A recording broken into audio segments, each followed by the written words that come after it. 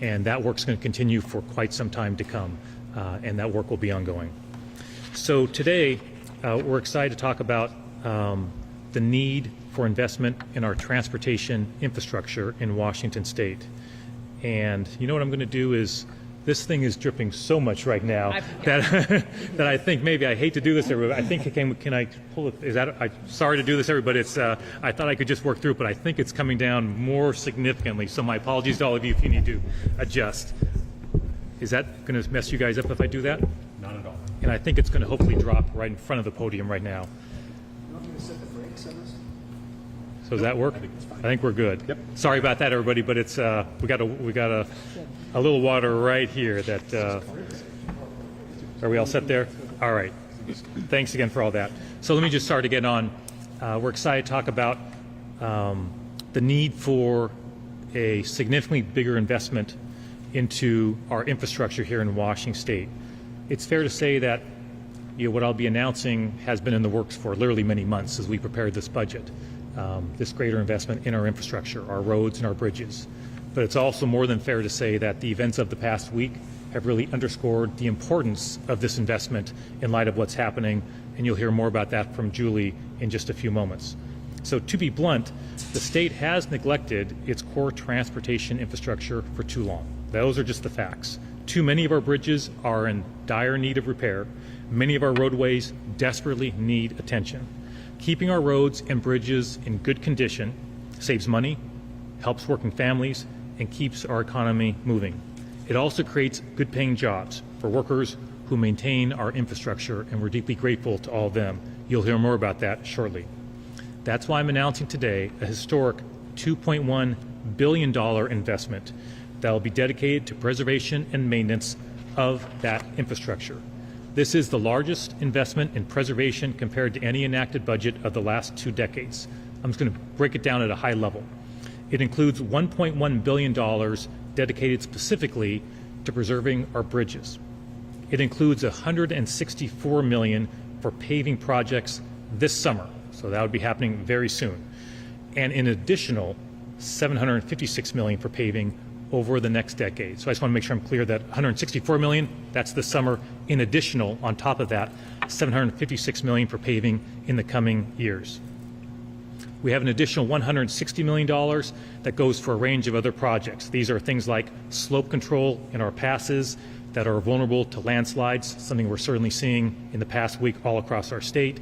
If there's a failing culvert, for example, we see that from time to time. These are resources that help with those type of situations all across our state. The deterioration that happens when we delay preservation work leads to costly construction or replacement, which can often be 3, 4, 5 times more expensive than if we'd simply timely resurfaced or rehabilitated structures. This $2.1 billion in funding over the next decade represents a 34% increase in preservation funding. We have seen, of course, the consequences of inadequate funding for maintenance and preservation. We had to permanently close, of course, the Carbon River Bridge recently. That is a decision nobody wants to make, but for the safety of travelers, that was a decision we had to make. Our WashDOT teams work hard to maintain our bridges with the limited resources they have, but they were unable with those limited resources to keep the needs up of that more than 100-year-old bridge. That's had ripple impacts for the communities nearby, for community members, for the economy in those communities that are significant. I was in Wilkeson just several days ago, and we understand how deeply impactful the closure of that bridge is for all of them. So I want to put the challenge we have with bridges into some perspective. The typical life expectancy of a bridge is 80 years. 342 of our bridges are at that age or older. 80 of those bridges, 80 of the 342, are in what's described as poor condition. That's the lowest of 3 ratings that WashDOT uses to assess bridges. When a bridge is rated poor, that means the bridge has serious deficiencies such as deterioration, cracking, or even damage to its primary structure. This is totally unacceptable from my standpoint. So, Julie and I and our teams have had a lot of conversations since I've been governor as I appreciate the information that she and her team have provided me about the state of our infrastructure. But statistics like that I find frankly alarming. And I recognize, I'm going to probably say this again later on, that preservation and maintenance work isn't the sexiest thing. I get that. Everybody likes a ribbon cutting for a brand new structure. I like that as much as the next person does. But we have neglected this core mission of our government for too long, and we need to reprioritize and focus on the needs that we have. Painting a bridge or sealing a road may not seem very exciting, but it's like changing the oil in your car or replacing the timing belt. If you skip that basic maintenance, you could have a catastrophic failure and pay more down the line. In fact, combined with structural repairs, timely painting of a bridge can protect the steel for 30 to 40 years and help prevent premature failure. Right now, again, to give some sense of perspective, there are 45 steel bridges due for painting and 60 that are past due. Let's take a look at some examples of the urgent preservation needs in our state. The 64-year-old Hood Canal Bridge connects Jefferson and Kitsap counties. 20,000 vehicles cross that bridge every single day. If this bridge had to close for emergency repairs, drivers would have a 3-hour trip to work around that. By painting the steel to prevent rusting and replacing anchor cables and other elements, we can better ensure this important connection stays open. Right now, some of the Hood Canal Bridge's many maintenance needs are nearly 15 years overdue. Going a little further south, we have the 75-year-old Tacoma Narrows Bridge. We had to close lanes 7 times between January 2024 and September 2025 for repair. We just closed lanes again last weekend. We know that is a headache for lots and lots and lots of Washingtonians. They were closed last weekend because of old bridge joints making the bridge move too much, causing cracked pavement and other breaks. We can expect more closures unless we replace those joints. The costs associated with delaying preservation are delays that have real impacts for Washingtonians, for commuters, for money spent by taxpayers, for patchwork fixes, and a shorter lifespan for the bridge. On the east side of the state, the 63-year-old BB Bridge near Chelan needs painting and deck rehabilitation. That work is at least a decade overdue. Its paint is 39 years old. Closing this bridge would result in an 83-mile detour for the community. I visited that bridge recently. It's a critical, as you can imagine, anyone who's been to Wenatchee knows how critical that structure is. These are the types of projects that funding like this can help us address. I want to take one moment just to be clear. This budget doesn't say this amount of money goes to this structure. That's not how the process works, right? We propose the funding for it. There's obviously a lot of conversations with Julie and her team, legislators, myself, to determine, once we get the amount that's determined, where specifically those projects go. I'm providing some examples of the things we've seen across the state that need help all across our state. As part of this focus on protecting what we have, WashDOT plans to dedicate 35% of the preservation funding to its paving program. Once again, fixing potholes is not sexy, I understand that, but it is important and it's a core function of government and it matters to Washingtonians. Data shows that the average cost for pothole-related repairs on a car can run into the hundreds of dollars. We're investing $164 million in this program for the 2026 paving season. That will result in paving of more than 600 miles. This represents a 66% increase in miles paved based on funding in the biennial budget that was adopted earlier this year. As I mentioned earlier, over 10 years, we will invest an additional $756 million to pave an additional 2,100 miles of Washington roadways. I want to emphasize this is being done without raising new taxes. The funds that we're using for this are coming from bonding existing revenues that were passed on a bipartisan vote during the last legislative session. At the risk of stating the obvious, these investments are not going to fix every single aging bridge or address every road statewide. Not close. But the neglect we've seen over years means we have a big backlog that we need to address. And, climbing any mountain starts with the first step. That's the way it works. And so that's what we're doing here. We need to reprioritize how we do our budgeting. We need to focus on the basics. These basics are important to us for many, many reasons. I think this investment, however, will make meaningful progress on getting our state back where it needs to be and taking care of our infrastructure all across our state. lastly, I just want to say that this work can feel, I can see how folks can have other priorities and where they put these dollars. But the impact to Washingtonians when we don't take care of this, they're significant. You can hear more about that from the mayor-elect of Enumclaw in a few moments. But, I've been to locations where there are bridge closures, for example, and the impacts on those communities is very real, I can assure you. It's very real for a business owner. It's very real for someone who needs to get to their hospital appointment. It's very real for just someone who wants to live their life. And we need to focus on those Washingtonians. And that's what we're proposing to do here. I so appreciate many legislators in recent weeks especially who have communicated to me their support for this greater investment and look forward to, after we hear from the other speakers, taking any questions that folks have. And I think Julie is speaking next. Thanks so much. Thank you. All right. Welcome here today. My name is Julie Meredith, and I'm the Secretary of Transportation for WashDOT. You're here today in the Olympic Region Maintenance Facility, so this is the facility that we take our large vehicles to and maintain them. We have these across the state, so thank you for coming here. I would also like to take a moment and thank Governor Ferguson for his leadership and his investment in preservation and maintenance. When I took this job, I made clear that preservation and maintenance were one of my top priorities, and the priorities I would emphasize to everyone, including the public and legislators. And I went across the state with this message and also visited our regions where it's become painfully clear that it's been neglected for far too long.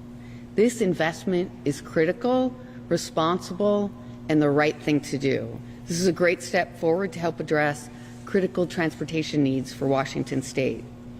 The investment will move Washington forward, protecting critical needs and assets and avoiding the risk of costly emergency closures, delays, and detours. The improvements will help the Washington State economy, keeping freight, people, and goods moving efficiently across the state. I want to emphasize that WashDOT is ready. I'm confident that we can deliver these new miles of pavement, the bridge rehabilitation work, and the other critical projects, including slope stabilization, culvert updates, and bringing new boats to our ferry routes. On one more note, the governor noted that we've been having a challenging time with the weather, and our agency is moving now from storm response to storm recovery. We've opened over 80 roads since the storm response began. Our crews are continuing to work 24/7. We are executing emergency contracts that will remove the debris and open up the roadways going forward. And I would like to thank the public for really their patience in our response and their safety as they drive through our corridors. So, thank you. Good afternoon, everybody. My name is Heather Kurtenbach. I'm the Executive Secretary of the Washington State Building and Construction Trades Council. And today's announcement from Governor Ferguson is a big win for Washington's working families, and we're very excited. A $2.1 billion investment in maintenance and preservation, to me, means more than fixing roads and bridges. It means opportunity. When the state invests in its infrastructure, it invests in people. It creates thousands of family wage jobs that lets folks buy homes, raise families, and retire with dignity. And as someone who came up through the trades, I know what that opportunity looks like. Apprenticeship changed my life. It gave me a career, not just a job. And this investment will open that same door for others, which is very exciting. Young people, women, and folks who just need a chance to prove themselves.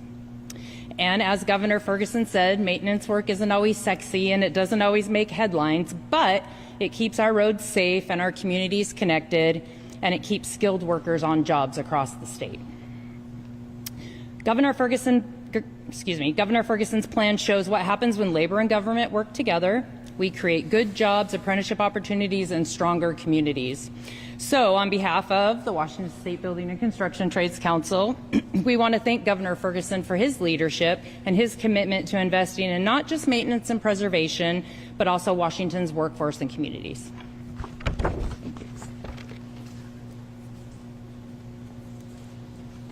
Hi, Mayor-elect Anthony Wright, the City of Enumclaw. You're probably wondering, what is the Mayor-elect from Enumclaw doing down in Lacey? I want to thank the governor and Secretary Meredith for inviting me down to basically speak about the human impact that can happen when you lose a major piece of infrastructure. Back in late August, we had the White River Bridge receive a closure due to a bridge strike. But that bridge was repaired by WashDOT and local contractors with those preservation funds until such time as I believe the Attorney General's office will be able to try and seek reimbursement from the company. And what happens when you lose a piece of infrastructure like that is, first, it just starts off simple, something like a detour, 45-minute alteration to a commute, and then you start to see the cascading effect of how that impacts multiple communities. 20,000 people use that bridge on a daily basis. And the first thing that starts to happen, the voices start to kind of rise up, you start to hear the phone calls, and it's the economic side first. It's businesses telling you that they're down 30, 50, 60, 80%. And then those just sound like percentages until they start filling out the paperwork, and then you see how really it affects them on a weekly basis. I'm down 20,000, I'm down 30,000, I'm down 100,000. And then when it comes to relief, and thanks to the governor, we were able to have access to the SBA, that relief comes in the form of a loan. And that loan to small businesses can seem like, should I really take out more debt? Am I going to even qualify for the loan? It's a long process, and they're just kind of looking for instantaneous relief at that point. What we don't hear about is the stories about how those business owners had to turn into operators and their employees got laid off within a week because they weren't making payroll. We don't hear about the employees that basically, because the commute impacted their lives so much, where it was either childcare related or transportation issues, that they decided to quit that job to go work somewhere closer to home because of that bridge closure. Now, that's just the economic side, but then when we start to hear what happens next, it's where it hits a little bit too close to home. So when you have a community like Enumclaw tied so closely to Buckley and Pierce County, you realize that you are the healthcare provider to another 4,000 to 6,000 people. You have the closest hospital, you have the closest midwifery. There was literally women who were pregnant, who were expected in the months of September and October, who changed where they decided to give birth because they could not and did not trust walking across the Foothills Trail Bridge to make it to their appointment on time. You had seniors and people with disabilities who rely on a caravan to bring them across the bridge so that they can go to pharmacies and medical appointments. And then you start to hear about, single mothers. I remember one time I was there at 6 o'clock in the morning just because I wanted to see how many people were using the trail bridge. And I literally watched this mother with 2 of her toddlers carrying 2 car seats by herself from the parking lot in Buckley all the way across the Foothills Trail Bridge just so that a coworker could pick her up, take her kids to school for her, and then she can make it to work on time. And this occurred for over 2 months. The impacts to the infrastructure are truly real, and the longer that they go, the more pain it causes, and it has an even worsening and cascading effect. And if I could kind of put you in a little bit of an exercise, take a moment and just close your eyes. Pick your neighborhood, your town, your city. Think about the bridge that you drive across. Think about the road that you drive across. Think about what would happen to you if that bridge went down for a significant period of time. Think about if that road was unavailable. How would that impact your life? How would that impact a family member, your children, your neighbor, loved one, grandparent, coworker? What would that do to the people that you're used to seeing on a daily basis over and over again, and then watching them kind of slowly fade away because they can't afford to do it anymore? Now, we were lucky. We were extremely lucky. Not only did WashDOT rise to the occasion with the governor's leadership and help make sure that our bridge was done, but it was done early. It restored community. It restored partnership.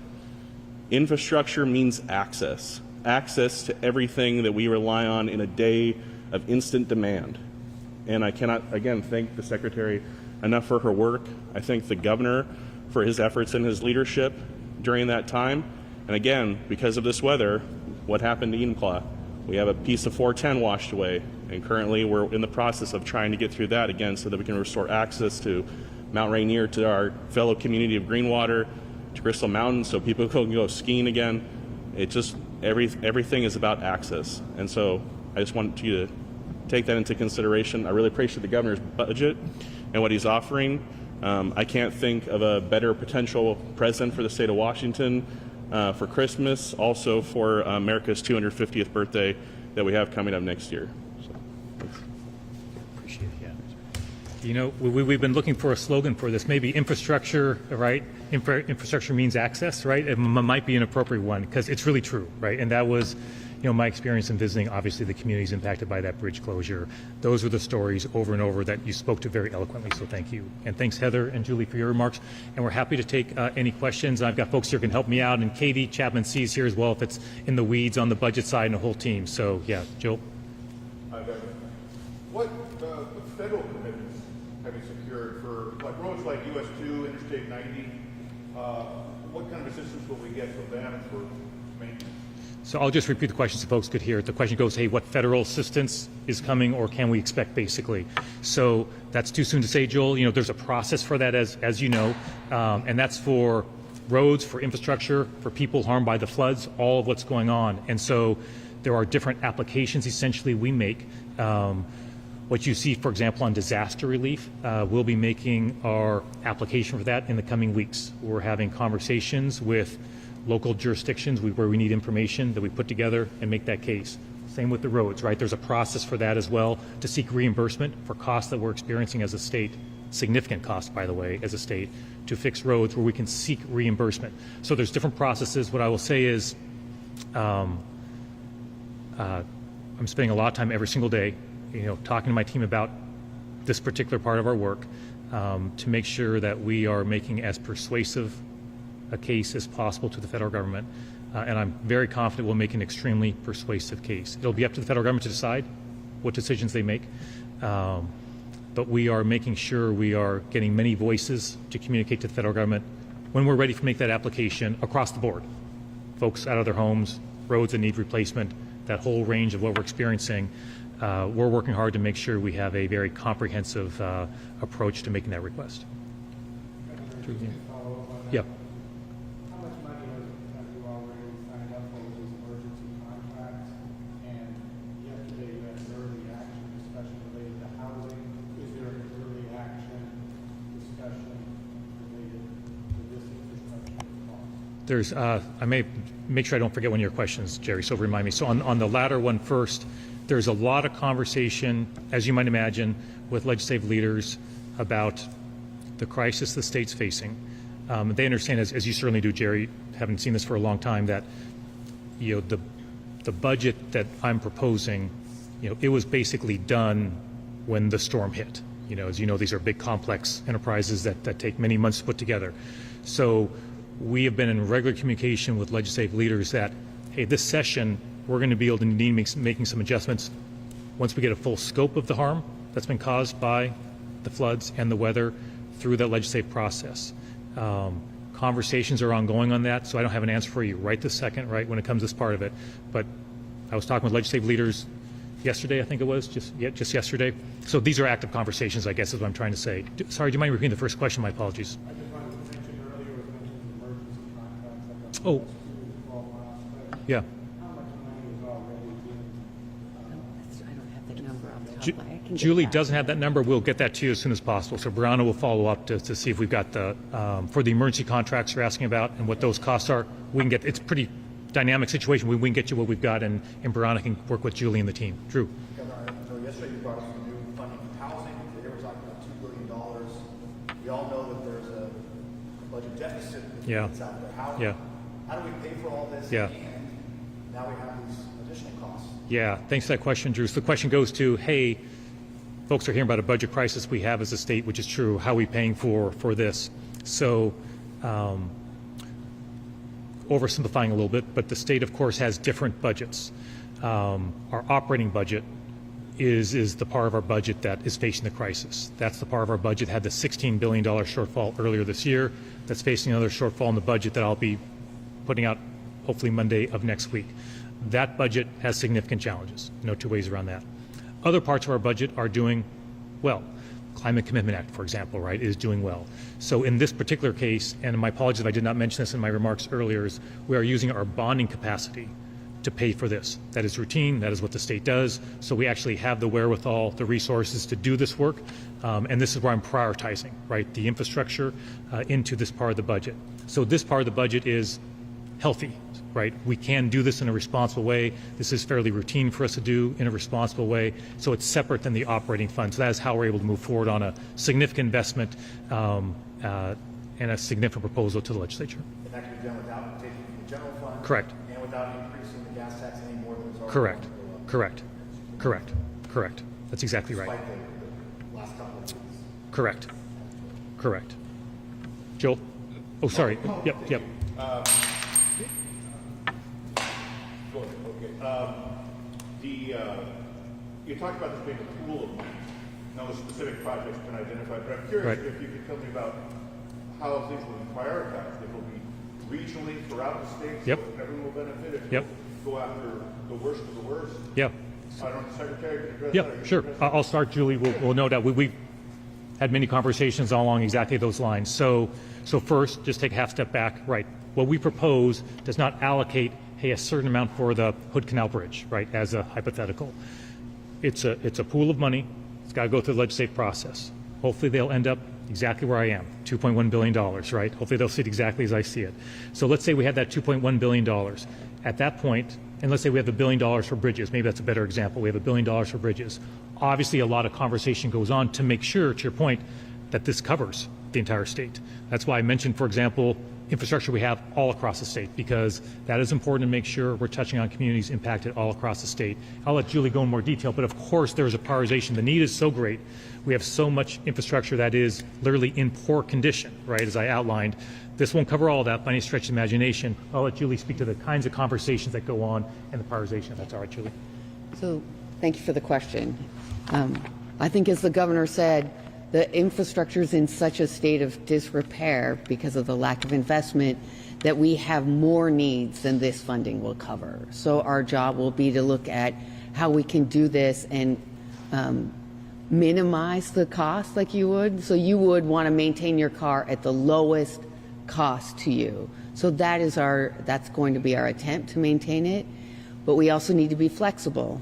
As you saw, we needed to invest in that bridge in Buckley, and we didn't plan for that, but it happened. So this is the fund that allows us to basically plan ahead, but also be flexible when we need to do that. So we have lots of needs that we will consult with the legislature and the governor's office over the next 10 years to invest this in appropriate spots. And just what I'll add to that, Joel, is this is routine, right? This is how it's done, right? You have these funding, and then there's a lot of conversations to prioritize and adjusting to emergent needs that come along as well. So I'm confident we'll be able to get to that place, right? The challenge is there's a lot of competing needs that we have right now that are equally urgent, but we'll navigate through that. Any other questions? A little technical, it might be. Yeah. This is a 10-year bond, but does it still need 60% majority to pass on the legislature? It does, yes. I'm saying I want to make sure on my first proposed budget, I think I'm getting it straight, but yes, it is, that the answer is yes. And 2.1, so that's about $200 million per fiscal year, starting in the next fiscal year of implementation. The question is it 200 million per fiscal year going forward? I'm going to turn to KD to see if she's able to answer. If not, we can get you a quick answer. KD, are we able to answer that now, or? You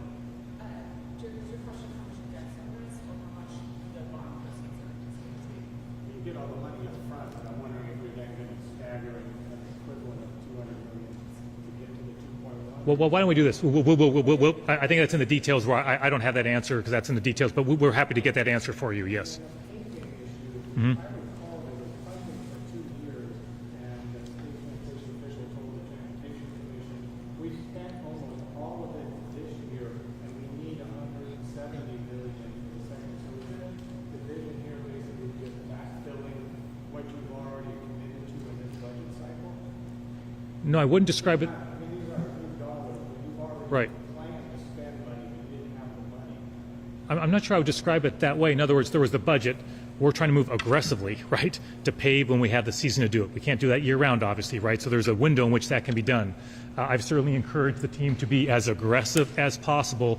I think it's also fair to say, look, I've known for a long time I would be proposing more dollars, significantly more dollars on infrastructure. And so the goal was go big, pave as much as we can, and then we're going back to legislature for an even greater investment.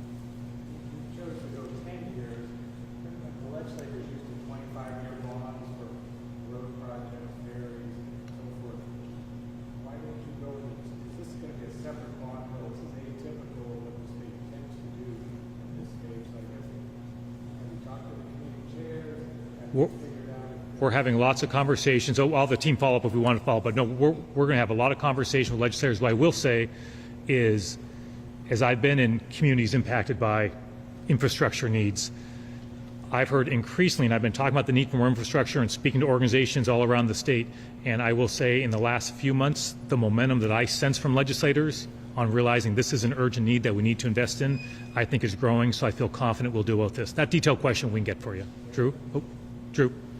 You mentioned the Carbon River. We understand there's a bill that's been filed to build that. Is that something on your list? Do we know what's going to happen in that situation? Talk about communities there. So once again, we have a lot of needs, right?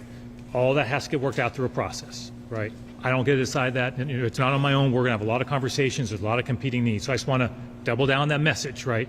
That's why we put on my speaking points to make sure we're very clear. I spoke about certain bridges. Those are simply examples of backlog of need. And that is all over the state. But there's going to be a robust conversation. And look, that's going to be a challenging one. Because the need is so great in so many communities. That's why I'm going as big as I feel I can possibly go with this budget on this need. I'm kind of going all in when it comes to on this bonding capacity on this, and so we'll work it out with the legislature. Any final questions? Yeah.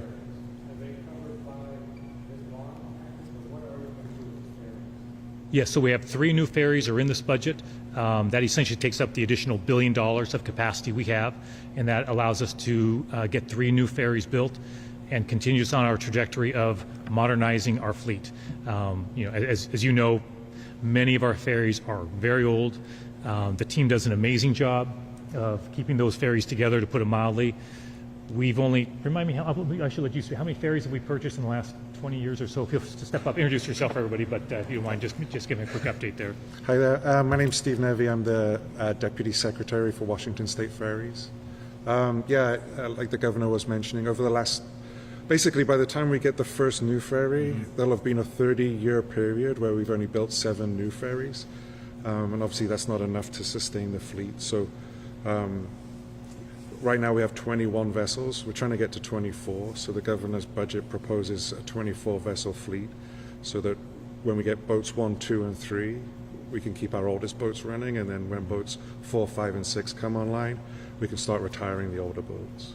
And I just will add that I think the mayor-elect mentioned infrastructure as access, I think, right? And you talked about, imagine a road not being there. Hey, imagine your ferry service. That is your road, right? That is your lifeline. And so I certainly view our ferry system exactly like that bridge that connected those communities down there at Indian Clown Buckley. So that's why we're going big on the ferry investment as well. Yeah. No, the $2.1 billion is just for the projects I talked about on the infrastructure. The bridges was $1 billion.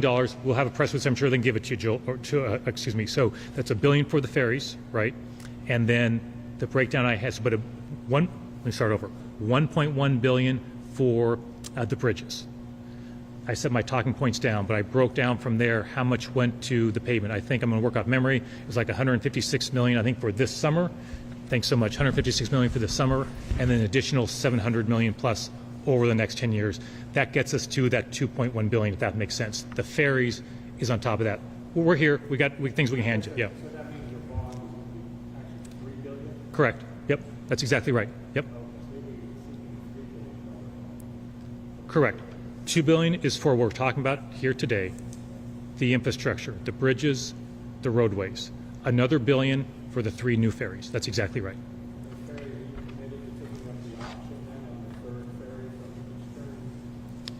We're happy to have that. I'll have you reach out to Brianna, and I just want to make sure I talk to the team, make sure we get you the right information on that.